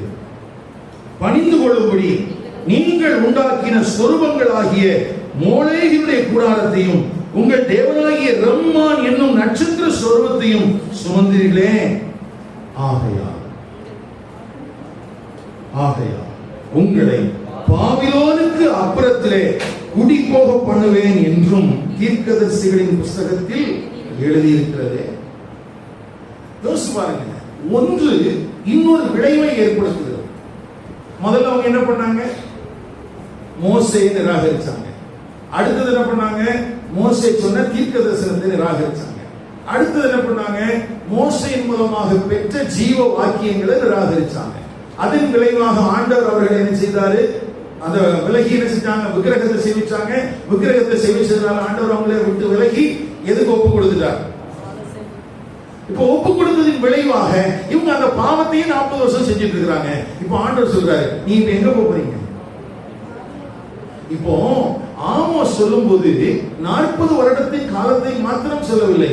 அந்த முந்தின அந்த அதிகாரத்தினுடைய தொடக்கத்தில் நம்ம படிக்கும் போது என்ன பார்க்கிறோம்னா, பெத்தேலையும் தானிலையும், அதாவது 10 கோத்திரங்கள் அடங்கிய இஸ்ரவேலின் அந்த பகுதியிலையும் இருந்த 2 கன்றுக்குட்டி வணக்கம் ஞாபகம் இருக்கா? 2 இடத்துல கன்றுக்குட்டி வணக்கம் இருந்துச்சு. பெத்தேலையும் தானிலையும். ஏன் இஸ்ரவேல் ஜனங்கள், அங்க இருக்கிற 10 கோத்திரத்தின் ஜனங்கள் எருசலேமுக்கு போய்விட்டு ஒருவேளை திரும்ப வராமல் இருந்தால் என்ன பண்ணுவது என்று சொல்லி அங்க உண்டாக்கப்பட்ட அந்த கன்றுக்குட்டி.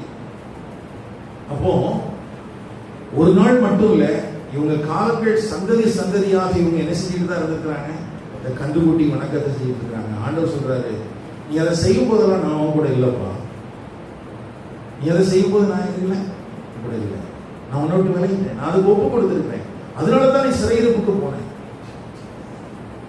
ஆனா இந்த ஜனங்கள் தான் எதை உயர்த்தி பிடிக்கிறதாக நினைக்கிறார்கள். யோசிச்சு பாருங்களேன், இப்படி ஒரு கூட்டத்தில் இருக்கிறவன் தான் ஏதோ பலி கொடுத்தா நம்ம ஆள் கதறான். சொல்றது புரியுதா உங்களுக்கு? எந்த கூட்டத்துல இப்படி ரம்போனுக்கு பலியிடுகிற ஒரு கூட்டம் ஆண்டவர் அவர்களை விட்டு விலகிட்டேன்னு சொல்றாரு, ஆண்டுடைய பிரமாணங்களை மீறி நடக்கிறாங்கன்னு சொல்றாரு. அப்படி இருக்கிறவன் ஏதோ பலி கொடுத்தானா உடனே ஆண்டவர் வரப்போறாரு. அப்ப முழு பைபிளை கையில வச்சிட்டு இருக்கிற நம்ம, பரிசுத்த ஆவியை பெற்றிருக்கிற நமக்கு ஒரு தெளிவு வேண்டாமா? நல்ல கவனிங்க, இந்த கடைசி நாட்களில இன்னார்தான் தவறான ஊழியத்தை செய்வார்கள் என்றெல்லாம் அழுதிட்டு சொல்ல முடியாது. அதனுடைய கூட்டம் பெருசு, அந்த கூட்டம் பெருசு. ஒண்ணும் இல்லைங்க, பிப்ளிக்கல் கேரக்டரை கூட சரியான விதத்தில் போதிக்கக்கூடிய நபர்களாக இன்றைய கிறிஸ்தவ தலைவர்கள் இல்லை. வேதாகமத்தினுடைய கேரக்டரையே சரியான விதத்தில் போதிக்கிறவங்க இல்லை. எல்லாத்தையும் எதுக்காக யூஸ் பண்ணிக்கிறாங்க? தங்களுக்கு சாதகமாக. அதுல எங்களுக்கு ஏதாவது பிரயோஜனம் இருக்குமா? நல்ல கவனிங்க, கர்த்தருடைய வேத வசனங்களுக்கு நேராக திரும்ப வேண்டியது அவசியம். கொஞ்சம் நான் வெளியே போயிட்டு திரும்ப உள்ள வரேன். ரெபேக்காள் தன்னுடைய குமாரனாகிய யாக்கோபின் மேலே கரிசனையோடு தன்னுடைய லாபான் சகோதரன் லாபான் வீட்டுக்கு அனுப்பினார்களா? 27ஆம் அதிகாரத்துடைய கடைசி 28ஆம் அதிகாரத்துடைய தொடக்கம். அப்போ யாக்கோபுக்கு எத்தனை வயசு?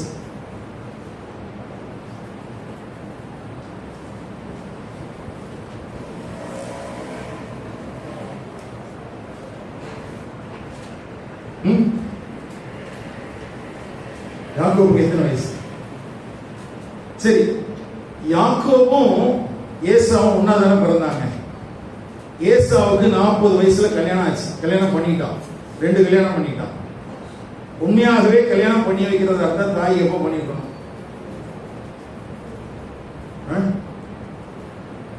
நீ திடீர்னு ஆமோஸ்ல இருந்து அங்க பண்ணிட்டீங்க.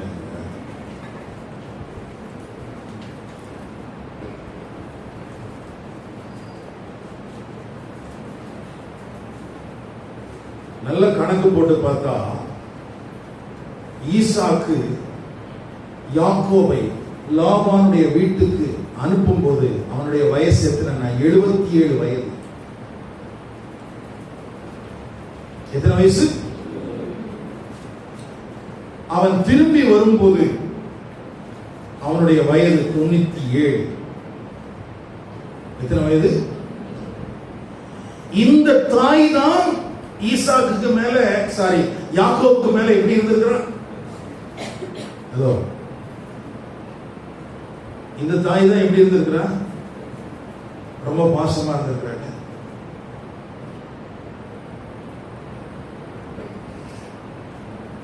நல்ல கவனிங்க. சில நேரத்துல பிபிலிக்கல் கேரக்டர் எல்லாமே இதெல்லாம் தெரிஞ்சுக்கணும்னா வெள்ளிக்கிழமை வாங்க.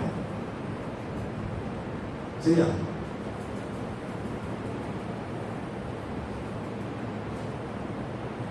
வேதம் வேதமாக நமக்கு போதிக்கப்படுகிறது இல்லை. அவங்களுக்கு பிடிச்ச மாதிரி, அவங்களுக்கு தெரிந்திருக்கிற மாதிரி ஒரு கேரக்டர் என்ன கற்றுக் கொடுக்குது, இது உண்மையாகவே எனக்கு மாடலா, எனக்கு எச்சரிப்பா என்பதை கூட கிறிஸ்தவம் கவனிக்க தவறுகிறது. இவன் 75 வயசுல பொண்ணு பார்க்கறதுக்கு போறான். பொண்ணு பார்க்கறதுக்கு கூட போகல. அவன் எப்படி தெரியுமா அனுப்பி வைக்கிறான்? ஆதியாகமம் 27ஆம் அதிகாரம் 44ஆம் வசனம். உன் சகோதரனுடைய கோபம் தனியும் மட்டும் சில நாள் அவனிடத்திலே இரு. எங்க எவ்வளவு நாள்? ஆனா நமக்கு சரித்திரம் தெரியும் இல்லையா? எவ்வளவு நாள் இருந்தா? 20 வருஷம். ஓகேவா? அடுத்தது அவ அதுல சொல்ற ஒரு வார்த்தை பாருங்க. உன் சகோதரன் இல்ல 45ல நீ அவனுக்கு செய்ததை அவன் மறந்த பின் நான் ஆள் அனுப்பி இருக்கா? ரெபெக்காள் இருந்தால் அதுக்கு பிறகு சொல்லுங்க. இதுதான் கடைசி இன்சிடென்ட். இதுக்கு பிறகு ரெபெக்காளுடைய பேர் இல்லை. ஆனா அவன் என்ன சொல்றான்? நான் ஆள் அனுப்பி உன்னை கூப்பிட்டுக்கிறேங்கிறா. அப்பவும் கல்யாணம் பண்ணி வைக்கிற மாதிரி ஐடியா இல்ல. சில நாள் போயிட்டு லாபான் எத்தனை வருஷத்துக்கு பிறகு கொடுத்தான்? 7 வருஷம்.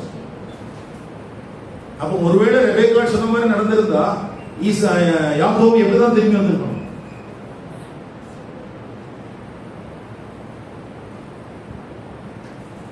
சரி, எதுக்காக சொல்றேன்னா, சில நேரத்துல வேதாகமத்தை நம்ம வேதாகமமாக பார்ப்பதில்லை.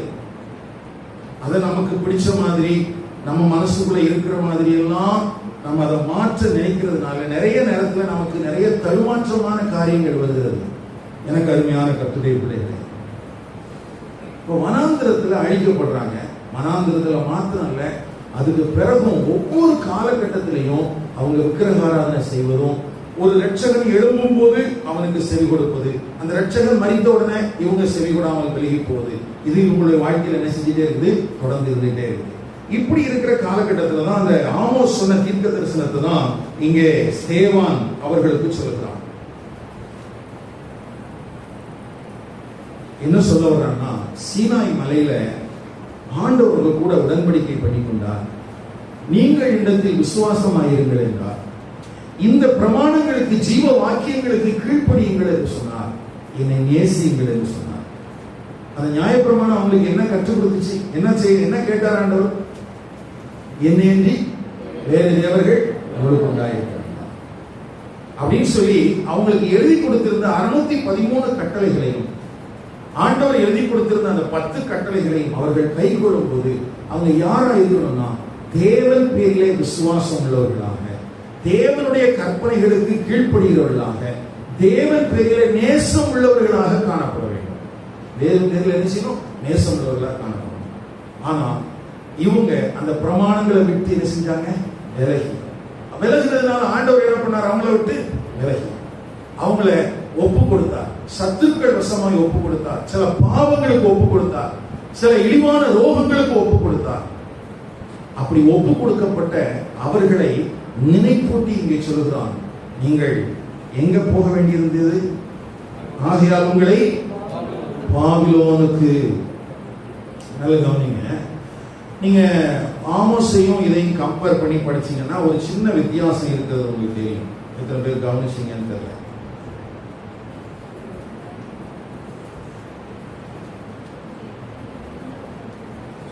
ஆமோஸ்ல என்ன போட்டிருக்குது? தமஸ்குவின் அப்புறத்திலே அப்படின்னு இருக்குது. ஆனா இவருக்கு சேவான் சொல்லும்போது என்ன சொல்றாரு? பாபிலோனுக்கு அப்புறத்திலேன்னு சொல்றாரு. நல்லா பாருங்க, எங்க ஒரு மேப் ஒன்று போட்டிருக்கேன். தமஸ்கு என்பது அங்க பச்சையில அப்படிங்கிற போட்டிருக்கு, தெரியுதா? தமஸ்குங்கிறது எங்க இருக்குது? எருசலேம் இங்க இருக்குது. எருசலேமை தொடர்ந்து சமாரியா, மேல அப்படியே வந்தா தமஸ்கு. தமஸ்கு வந்து சீரியாவின் தலைநகரம். தமஸ்கு எதுவுமே சீரியா ராஜ்யத்தினுடைய தலைநகரம். இப்போ ஆமோஸ் தீர்க்க தரிசனம் உரைக்கும் போது அங்கே அசீரியர்களிடத்திலே இவர்கள் சிறைப்பட்டு போவார்கள் என்றுதான் தீர்க்க தரிசனம் உரைக்கும். யார் இடத்துல? தமஸ்குக்கு அப்புறத்துல. அன்னைக்கு இருந்த காலகட்டத்தில் சீரியா என்றும் ஒன்று இருந்தது, அசீரியா என்றும் ஒன்று இருந்தது. 2 ராஜ்யங்கள் இருந்தது. ஓகேவா? சீரியாவுக்கான தலைநகரம் தமஸ்கு, அசீரியாவுக்கான தலைநகரம் நினிவே. அசீரியாவுக்கான தலைநகரம் இது. அப்போ இந்த 10 கோத்திரங்களை பார்த்து சொல்லும்போது நீங்க தமஸ்குவுக்கு அப்புறத்துல எங்க போவீங்க? ஆனா இப்ப சிறையிருப்புக்கெல்லாம் போயிட்டு திரும்பி வந்தாச்சு. திரும்பி வந்த ஆளுங்கிட்ட தான் இவர் என்ன செஞ்சிட்டு இருக்கிறாரு? பேசிட்டு இருக்கிறாரு. இப்ப இவர் சொல்லும் போது இங்க இருக்கக்கூடியவர்கள் 10 கோத்திரத்தை சார்ந்தவர்கள் அல்ல. இவர்கள் எல்லாம் யாரு? 12 கோத்திரங்களை, தெற்கு ராஜ்யத்தை சார்ந்தவர்கள். இவங்க எல்லாம் எங்க போயிட்டு வந்த ஆட்கள்? பாபிலோனுக்கு சிறைப்பட்டு வந்தாங்க. அதனாலதான் இவங்களுக்கு சொல்லும்போது சொல்றாரு, எங்க போயிட்டு வந்தீங்க? உங்களை பாபிலோனுக்கு அப்புறத்திலே குடி போக பண்ணுவேன். நல்ல கவனிங்க, தமஸ்குவுக்கு அப்பாலேன்னு சொன்னாலுமே எதெல்லாம் வந்துருது? நினிவே, பாபிலோன் எல்லாமே வந்துருது. அதை சொல்லும்போது என்ன சொல்றாங்கன்னா, அதாவது ஆமோஸ் சொல்லும் போது ஒரு குறிப்பிட்ட அளவுக்கு தான் சொன்னாரு. ஸ்தேவான் சொல்லும் போது அக்யூரேட்டா இடத்தை குறிப்பிட்டு சொல்றாருன்னு சொல்றாரு. ஆமோஸ் எப்படி சொன்னாரு? தமஸ்குவுக்கு அந்த பக்கம், தமஸ்குவுக்கு அந்த பக்கத்துல. ஆனா இடம் பர்டிகுலரா என்ன செய்யல, சொல்லல. ஆனா ஸ்தேவான் என்ன சொல்றாரு? இடத்தை பர்டிகுலரா நோட்டிஃபை பண்ணி சொல்றாரு. எங்க போனீங்க? பாபிலோன்ல. அப்போ இஸ்ரவேல் ஜனங்கள் தேவனுடைய பிரமாணங்களுக்கு கீழ்ப்படியாததுனால அவங்க எங்கெல்லாம் சிறையிருப்புக்கு போனாங்க? தமஸ்குவுக்கு அப்பாலே அசீரியர்களிடத்துல சிறைப்பட்டு போனாங்க. அடுத்தது எங்க போனாங்க? பாபிலோனுடைய சிறைப்பட்டு. இப்படி சிறைப்பட்டு மீண்டு வந்தவர்கள் தங்கள் வாழ்க்கையிலே தங்களை திருத்திக் கொண்டார்களா என்று கேட்டால் அது இன்றைக்கு வரைக்கும் இல்லவே இல்லை. அது இன்றைக்கு வரைக்கும் இல்லவே இல்லை. அவங்க இன்னைக்கு வரைக்கும் அவங்க எப்படிதான் இருக்கிறாங்கன்னா, அவங்கள பொறுத்த வரைக்கும் நாங்க போயிட்டு இருக்கிற பாதை சரி அப்படிங்கிற ஐடியாவில் தான் அவங்க இருக்கிறாங்களே தவிர மற்றபடி அவங்க இன்னும் தங்களை திருத்திக் கொள்வதற்கு என்னவா இல்லை. சரி, அவங்க பரவாயில்ல போட்டு நம்ம கதைக்கு வரும். இப்ப நம்ம என்ன பண்ணலாம்? இப்ப நம்முடைய கடந்த கால வாழ்க்கை எப்படி இருந்தது அப்படின்னு கேட்டா, ரோமர் 1ஆம் அதிகாரத்துல நாமும் தேவனை அறிந்தும் அறியாதவர்களை போல வாழ்ந்தோம். நம்முடைய இஷ்டத்துக்கு தேவனுடைய சாயலை மாற்றிக்கொண்டோம். ஆகவே நாமும் எங்கே ஒப்பு கொடுக்கப்பட்டிருந்தோம்? கேடான சிந்தைக்கும் இழிவான ரோகங்களுக்கும் பாவத்துக்கும் நாம் என்ன செய்யப்பட்டிருந்தோம்? ஒப்பு கொடுக்கப்பட்டிருந்தோம். அப்படி ஒப்பு கொடுக்கப்பட்ட நம்மைத்தான் தேடி இந்த சத்திய சுவிசேஷம் கடந்து வந்தது. பிதாவாகிய தேவன் தம்முடைய விலையேற பெற்ற அன்பை நமக்கு காண்பித்தார். ஆண்டவராகிய இயேசு கிறிஸ்துவினுடைய சிலுவை மரணத்தின் மூலமாக, அவருடைய விலையேற பெற்ற இரத்தத்தின் மூலமாக இப்படி கேடான சிந்தைக்கு ஒப்பு கொடுக்கப்பட்ட உங்களையும் என்னையும் தான் கிருபையாக ரட்சித்தார். கிருபையாக ரட்சித்தார். இப்ப தேவனுடைய சபைக்குள்ள நம்ம வந்திருக்கிறோம். இப்ப வந்திருக்கிற நமக்கு என்ன தெரியணும்னா, நமக்கு காண்பிக்கப்பட்ட கிருபை என்னது என்று தெரிய வேண்டும். நம்முடைய பொறுப்பு என்னது என்று தெரிய வேண்டும். இன்றைக்கு ஏன் சபைகளுக்குள்ளே வேத வசனத்தினுடைய பஞ்சம் இருக்கிறது? இன்றைக்கு தேவ ஜனங்களை குறிவைத்து வசனத்திலிருந்து திருப்புகிற காரியங்கள் ஏன் நடந்து கொண்டே இருக்கிறது அப்படின்னு கேட்டா, இந்த வசனம் இருந்தா நாம் சரியான பாதையிலே நடப்போம். வசனம் இல்லைன்னா நம்ம எங்கேயாவது தங்கிடுவோம். ஏசாயா 8ஆம் அதிகாரம் 20ஆம் வசனத்தில் எப்படி எழுதப்பட்டிருக்கிறது? ஏசாயா தீர்க்கதரிசன புத்தகம் 8ஆம் அதிகாரம் வேதாகமத்தையும் சாட்சி ஆகமத்தையும் நாம் கவனிக்க வேண்டும். இந்த வார்த்தையின்படியே சொல்லாவிட்டால், நல்ல கவனிங்க, வேதத்தையும் சாட்சி ஆகமத்தையும் கவனித்து ஒரு மனிதன் நடக்காவிட்டால், இந்த வார்த்தையின்படி ஒரு மனிதனுடைய வாழ்க்கை இல்லாவிட்டால் அவர்கள் இருளிலே தான் இருப்பார்கள். அவர்களுக்கு விடியற் காலத்து வெளிச்சம் இல்லை. விடியற் காலத்து வெளிச்சம்னா என்ன? அது வரைக்கும் அவங்க எங்க இருக்கிறாங்க? இருளுக்குள்ள இருக்கிறாங்க. அப்ப இருளுக்குள்ள இருக்கிற ஜனங்கள் வெளிச்சத்துக்கு வரணும்னா இந்த வசனத்துக்கு நேராக திரும்பணும். இந்த வசனத்தை தன்னுடைய வாழ்க்கையில கடைபிடிக்கிறதுல கவனமா இருக்கணும். அதனால தான் பின்னாட்கள்ல அப்போஸ்தலனாகிய பேதுரு தன்னுடைய நிருபத்தில் குறிப்பிடும் போது சொல்கிறான், 2 பேதுரு 1ஆம் அதிகாரம் 19ஆம் வசனம், அதிக உறுதியான தீர்க்கதரிசன வசனமும் நமக்கு உண்டு. பொழுது விடிந்து உங்கள் இருதயங்களில் உதிக்கும் அளவு. நல்ல கவனிங்க, அங்க ஏசாயா 8:20 இங்கும் ஒரே மாதிரி தான் இருக்கும். பொழுது விடிந்து விடிவெள்ளி உங்கள் இருதயங்களில் உதிக்கும் அளவும் இருளுள்ள ஸ்தலத்தில் பிரகாசிக்கிற விளக்கை போன்ற அவ்வசனத்தை கவனித்திருப்பது நல்லது. அப்படின்னா தேவ சபை வெளிச்சத்துல நடக்கணும்னா எதை கவனிக்கணும்? வேதத்தை கவனிக்கணும். தீர்க்க தரிசனத்தை அல்ல, நடக்கிற நிகழ்வுகளை அல்ல, கர்த்தருடைய வேதத்தின் அடிப்படையிலேயே ஒரு தேவனுடைய சபை வெளிச்சத்திலே நடக்க முடியும். இந்த வேதம் என்னையா சொல்லிக் கொடுக்குது?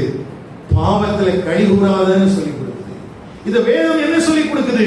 தேவனுடைய பிரமாணங்களை மீறாதேன்னு சொல்லிக் கொடுக்குது. நீ தேவனுடைய பிரமாணங்களை மீறி நடந்து பாவத்துல கழிவுறால் தேவன் உன்னை விட்டு விலகி உன்னை ஆண்டவர் சத்துருவின் வசமாய் ஒப்புக் கொடுப்பதற்கு வாய்ப்பு இருக்கிறது. ஆகவே தான் நமக்கு முன்னோடிகளாக சிலரை ஆண்டவர் காண்பித்து கொடுக்கிறார். எபிரேயர் 12ஆம் அதிகாரத்திலே மேகம் போன்ற இத்தனை திரளான சாட்சிகள் நம்மை சூழ்ந்திருக்க, அப்படின்னா அந்த சாட்சியில யார் இருக்கிறான்? மோசே இருக்கிறான். மோசேயுடைய வாழ்க்கையில் ஆண்டவர் எனக்கு என்ன கற்றுக் கொடுக்கிறார்?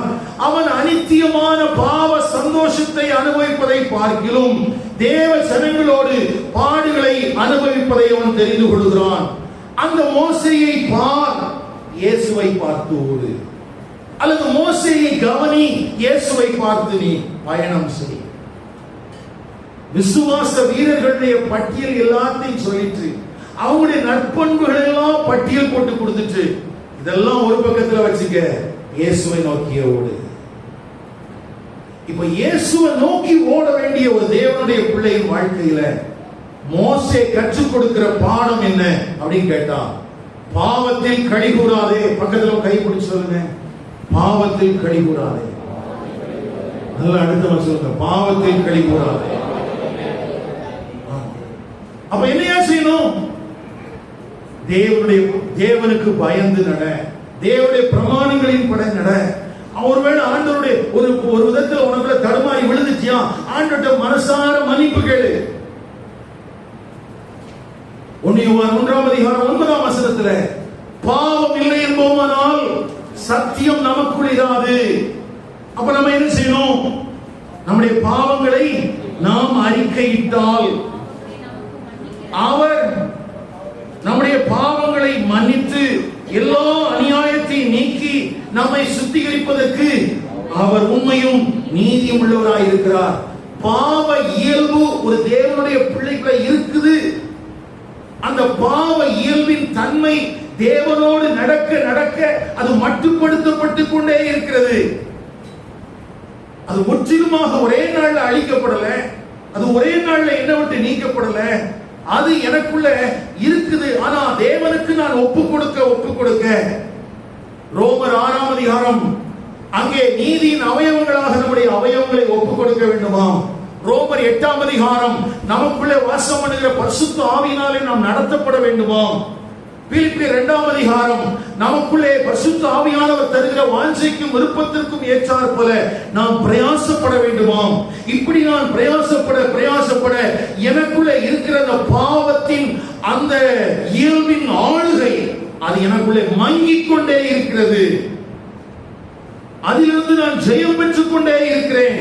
நேற்று இருந்தது போல இன்றைக்கு இல்லை, இன்றைக்கு இருப்பது போல நாளைக்கு இருக்க மாட்டேன்.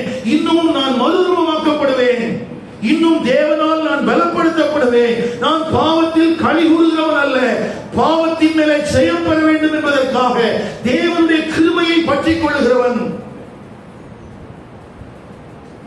அப்போ இந்த கண்ணோட்டத்தில் நம்ம பயணிச்சோம்னா ஆண்டவர் நம்மளை விட்டு விலகவும் மாட்டாரு, நம்மளை எங்கேயும் ஒப்பு கொடுக்கவும் மாட்டாரு. இல்லைன்னா என்ன நடக்கும்? அதுக்கு பிறகு ஆராதனை இருக்குது, அதுக்கு பிறகு பலிகள் இருக்கிறது, அதுக்கு பிறகு காணிக்கைகள் இருந்தது. ஐயா, இஸ்ரவேல் ஜனங்கள் வனாந்திரத்திலே மடிந்து போனவர்கள் எல்லாரும் காணிக்கைகளை செலுத்தினார்கள், எல்லாரும் பலிகளை செலுத்தினார்கள். எல்லாம் தேவனுக்கு நினைச்சிட்டு தான் ஆராதனை பண்ணாங்க. ஆண்டவர் சொல்றாரு, அவருடைய இருதயத்திலே எகிப்து இருந்ததினால் அவர்கள் என்னை அல்ல அவருடைய தேவனையே தெரிந்து கொண்டார்கள், ஆராதித்தார்கள். அப்போ இருதயத்தில் இருந்த எகிப்து, இருதயத்தில் இருந்த எகிப்து அவர்களுடைய வாழ்வுக்கு கண்ணியாக மாறிவிட்டது. சபைக்குள்ள இருக்கிற தேவ ஜனங்களுக்கு இருதயத்தில் இருக்கிற உலகம் கண்ணியாக மாறிவிடாதபடிக்கு கவனமாக இருக்க வேண்டும். ஆகவே தான் ஆண்டவர் சொன்னார், உலகத்திலும் உலகத்தில் உள்ளவைகளிலும் அன்பு கூறாதிருங்கள், அங்கே பிதாவின் அன்பு இல்லை. உலக சிநேகம் தேவனுக்கு விரோதமான பகை. அப்போ உலகத்தை நான் நேசிச்சேன்னா, உலகம் என்னை ஆட்கொண்டு விட்டது என்றால், என்னுடைய சிந்தை மறுரூபமாக்கப்படவில்லை என்றால், நான் செலுத்துகிற ஆராதனைகளும் பலிகளும் யாருக்காக என்கிற கேள்வி எழுப்புகிறதையா? நான் நினைச்சிட்டு இருக்கிற ஆண்டவருக்கு தான் ஆராதனை, நான் நினைச்சிட்டு இருக்கிறேன் கர்த்தருக்கு தான் பலி செலுத்துறேன்னு, நான் நினைச்சிட்டு இருக்கிறேன் கர்த்தருக்கு தான் காணிக்கைகளை கொடுக்கிறேன்னு. ஆண்டவர் சொல்றார், இல்ல, 40 வருஷம் அளவும் நீங்கள் எனக்கு ஆராதனை செய்தீர்கள், என்னையா தூக்கி சுமந்தீர்கள். ஆண்டவரே, அவர்கள் ஆசரிப்பு கூடாரத்தின் பனிமுட்டுகளை அல்லவா தூக்கி சுமந்தார்கள். ஆண்டவர் சொல்கிறார், இல்லை, அவர்கள் ரம்மோனை பணிந்து கொண்டார்கள். யோசிச்சு பாருங்க, எவ்வளவு ஒரு விகற்பமான காரியமா இருக்குது. லிட்டரலா அவங்க யாரை தூக்கி சுமந்தாங்க? ஆசரிப்பு கூடாரத்தினுடைய பனிமூட்டுகளை சுமந்தாங்க. ஆசரிப்பு கூடாரம் வழிகாட்டுகிற இடத்துல அங்க வச்சுட்டு அந்த இடத்துல அவங்க பலியிட்டாங்க, கர்த்தருக்கு ஆராதனை செய்தாங்க. ஆனா ஆண்டவர் சொல்றாரு, இல்லப்பா, நீ இருதயத்துல எகிப்த வச்சுக்கிட்டு, இருதயத்துல ரம்மோனை வச்சுக்கிட்டு நீ செலுத்தின பலிகள் காணிக்கைகள் ஒன்றும் எனக்குரியது அல்ல.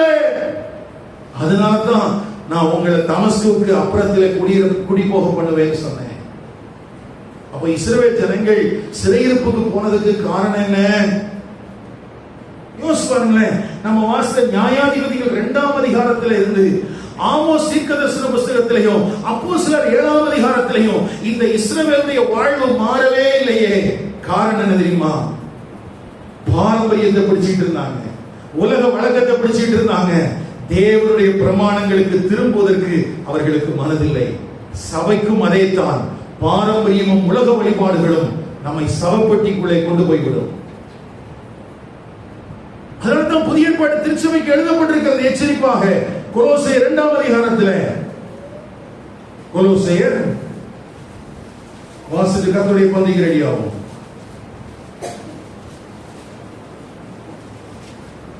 19ஆம் வசனம். மாயமான தாழ்மையிலும் தேவதூதர்களுக்கு செய்யும் ஆராதனையில விருப்பமுற்று காணாதவைகளிலே துணிவாய் நுழைந்து தன் மாம்ச சிந்தையினாலே வீணாய் இருமாப்பு கொண்டிருக்கிற எவனும் உங்களை இழந்து போகும்படி உங்களை வஞ்சியாதிருக்க பாருங்கள். உலகத்தின் வழிபாடுகளுக்கு மரித்ததுண்டானால் உலக வழக்கத்தின்படி பிழைக்கிறவர்களைப் போல மனுஷருடைய கற்பனையின்படியும் போதனைகளின்படியும் நடந்து தொடாதே, ருசி பாராதே, தீண்டாதே என்கிற கட்டளைகளுக்கு உடன்படுகிறது என்ன? இவை எல்லாம் அனுபவிக்கிறதினால் அழிந்து போகுமே. இப்படிப்பட்ட போதனைகள் சுய இஷ்டமான ஆராதனையையும் மாயமான தாழ்மையையும் சரீர ஒடுக்கத்தையும் பற்றி ஞானம் என்கிற பெயர் கொண்டிருந்தாலும் மாம்சத்தை பேணுகிறதற்கே ஒழிய மற்றொன்றுக்கும் பிரயோஜனப்பட ஆமா, உலக வழிபாடுகளின் படியான போதனைகள் தேவனுடைய சபையையும் ஆக்கிரமித்து வைத்துதான் இருக்கிறது. அது சரீரத்தை பேணுவதற்கு ஒழிய அது உபயோகப்படுமே ஒழிய அது என் சிந்தையை மறுரூபப்படுத்தாது. அது நித்திய ஜீவனுக்கு உரியவனாக என்னை மாற்றாது. வெளித்தோற்றத்திலே கிறிஸ்தவர்களாக மாற்றக்கூடிய போதனைகள், உலக வழிபாடுகளால் உண்டாயிருக்கிற போதனைகள், அங்கே செய்யப்படுகிற ஆராதனைகள், அங்கே காணப்படுகிற சரீர ஒடுக்கம், இது எல்லாம் எதுக்குதான்? மாம்சத்தை வேணுவதற்கு.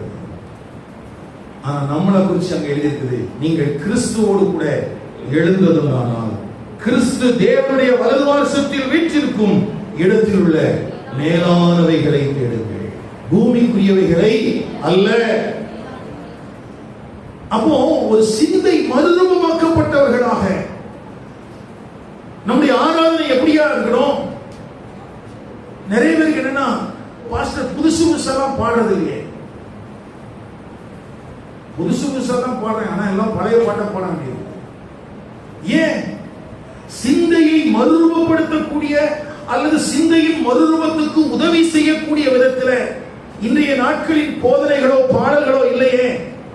ஆனா வசனம் தெளிவா சொல்லுதே, உலகத்திற்கு ஒத்த வேஷம் தெரியாமல் உங்கள் சரீரங்களை பரிசுத்தமும் தேவனுக்கு பிரியமான பலியாக என்ன செய்யணுமா? ஜீவ பலியாக ஒப்பு கொடுக்க வேண்டும் என்று தேவனுடைய இரக்கங்களை முன்னிட்டு உங்களை வேண்டிக் கொள்கிறேன். இதுவே நீங்கள் செய்யத்தக்க புத்தியுள்ள ஆராதனை. அப்போ உலகத்திற்கு ஒத்த வேஷம் தரிக்கக்கூடிய காரியம் ஒரு மனுஷனுக்குள்ள வந்துருச்சுன்னு சொன்னா, அதுக்கு பிறகு அவன் செய்யக்கூடிய ஆராதனையும் பலிகளும் காணிக்கைகளும் அது தேவனுக்காக இருக்க வேண்டும் என்கிற அவசியம் இல்லை. ஏதோ தேவனுக்காகவும் இருக்கலாம். கர்த்தருடைய ஆவியானவர் நமக்கு மனம் திரும்புதலை தருவார். எழுந்திருக்கலாம்.